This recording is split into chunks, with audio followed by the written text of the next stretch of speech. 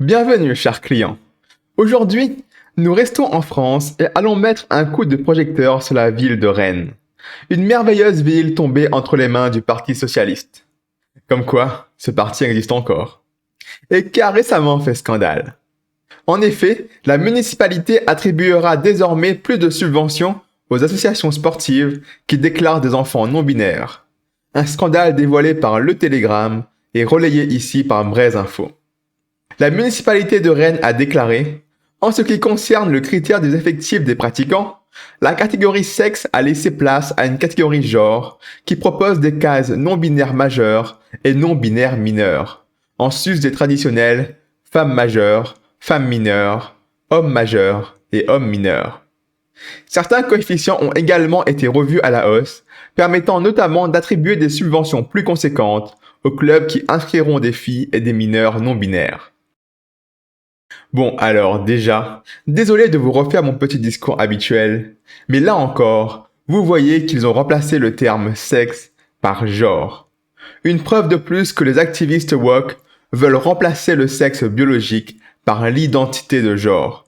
N'oubliez jamais qu'absolument tout ce qu'ils font vont toujours dans ce sens. Et c'est extrêmement important pour nous de le comprendre. Et surtout de comprendre que ces activistes ne seront jamais satisfaits tant que le concept d'identité de genre ne sera pas prédominant sur le sexe biologique. Bien, ceci étant dit, la deuxième chose de cette déclaration à noter, c'est la discrimination dite positive. Comme l'on peut le voir sur la grille des coefficients attribués à chaque catégorie de genre pour les subventions, les femmes et les non-binaires ont une valeur bien plus grande que les hommes. En gros, pour faire simple, plus un club va accepter de femmes et de non-binaires, et plus il aura de subventions. Alors le principe de la discrimination positive est déjà en soi assez particulier. Globalement, l'idée est que pour remédier à de la discrimination, on va imposer une discrimination inverse pour équilibrer les choses. Alors ce n'est pas par essence mauvais. Par exemple, un cas concret de bonne discrimination positive, ce serait les places handicapées dans les parkings, où l'on réserve les meilleures places aux handicapés pour leur permettre de faire le moins de route possible entre la voiture et le bâtiment. Cela reste une forme de discrimination, mais je pense qu'on est tous d'accord pour dire qu'elle est positive. Sauf que les ennuis commencent lorsque le problème à résoudre n'est pas considéré comme un problème pour la majorité de la population. Ce que je veux dire par là, c'est que pour les gauchistes, si les femmes et non-binaires ne sont pas présents dans le sport, c'est uniquement à cause de la société qui les opprime. Et donc, à travers la discrimination positive, il faut forcer la société à encourager davantage les femmes et les non-binaires au détriment des hommes. Le simple fait que, à tout hasard, il y ait moins de femmes parce que tout simplement les femmes seraient moins intéressées par le sport que les hommes, eh bien, cela ne leur vient pas à l'esprit. De même, le fait qu'il y a très peu de non-binaires parce que tout simplement, il y en a très peu en général dans la population, est une variable à la pertinence rejetée pour un gauchiste. Non, pour eux, tout est une histoire d'oppression par la société. Une oppression qu'il faut résoudre par de l'oppression inverse.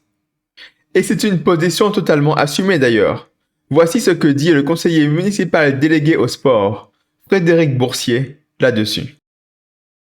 La non-binarité est une réalité pour notre société, qui est minoritaire, mais nous ne devons pas l'invisibiliser. Nous avons été interpellés par des représentants d'associations sur cette problématique. On sait qu'au niveau national, cela concerne environ 5% de la population. Je vous propose d'assumer, dans la tranquillité, cette discrimination positive sur des enfants. On ne fait pas ce choix par idéologie, on le fait par cohérence. Ça permettra aux structures de pouvoir mieux accueillir ces personnes. Il y aura adaptation des clubs en fonction de ce déclaratif. On se base globalement avec les clubs sur une relation de confiance.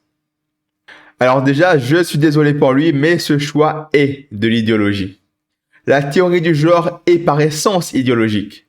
Alors, demander en catimini les clubs à y adhérer, c'est pas ricocher de l'idéologie. Je ne sais pas moi, c'est comme si je demandais à des clubs d'être plus accueillants avec des chrétiens grâce à des subventions, et que je disais « Ah mais non, ça n'a rien à voir avec mon idéologie, mais pas du tout ».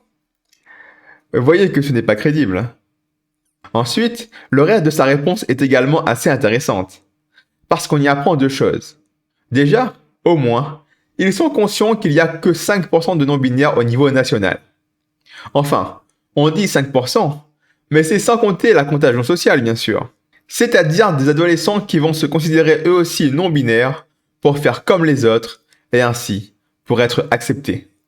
C'est un phénomène qui existe pleinement, et beaucoup de témoignages vont dans ce sens, notamment celui de Jamie Reed, qui travaillait dans un centre de transition pour jeunes, et qui nous racontait comment des groupes entiers d'amis de lycée venaient parfois au centre en se déclarant soudainement trans. Et c'est au passage aussi dans le témoignage de Sage Blair, cette pauvre adolescente ayant subi le pire du pire, qui s'est sentie homme étant enfant, afin de faire comme les autres jeunes filles de son âge. Bref, tout ça pour dire que ce 5% de non-binaires est certainement un chiffre déjà gonflé. Et avec ce genre de dispositif, eh bien, ce qu'il va se passer, c'est que le chiffre va gonfler encore davantage. Parce que rendez-vous compte, au fond, pour un club, cela va être bien plus avantageux d'avoir le maximum de femmes et de non-binaires. Alors pour avoir plus de femmes, bon, à part multiplier les campagnes publicitaires qui ne fonctionnent pas, il n'y a pas vraiment de solution.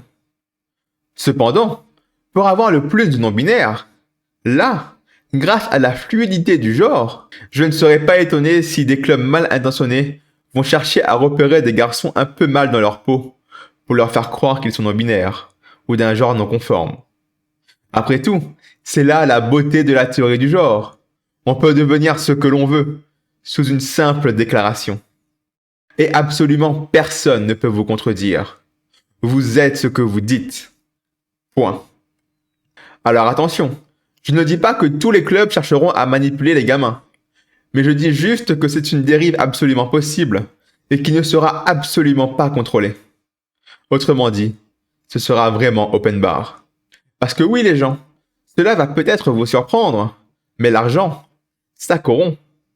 C'est faux, je sais, mais c'est comme ça. Parce que rendez-vous compte que si un club parvient à avoir un garçon licencié qui transitionne, cela leur fait un plus 10 de coefficient. Et s'il devient majeur, ce n'est pas moins qu'un beau plus 30 de coefficient par rapport à s'il était resté normal. C'est énorme quand même, question de subvention. Et si un club est un manque d'argent, eh bien, je peux comprendre qu'il puisse se laisser tenter un petit peu. Et ensuite, cela aura un effet boule de neige. Petit à petit, la population de non-binaires officiels va augmenter. Ce qui permettra à la municipalité d'utiliser cette augmentation artificielle de population comme argument pour justifier d'autres mesures encore plus pro-LGBTQ+. Bref, voilà donc le combat de la ville de Rennes actuellement. Clairement, c'est ça qui va régler tous les problèmes de la ville.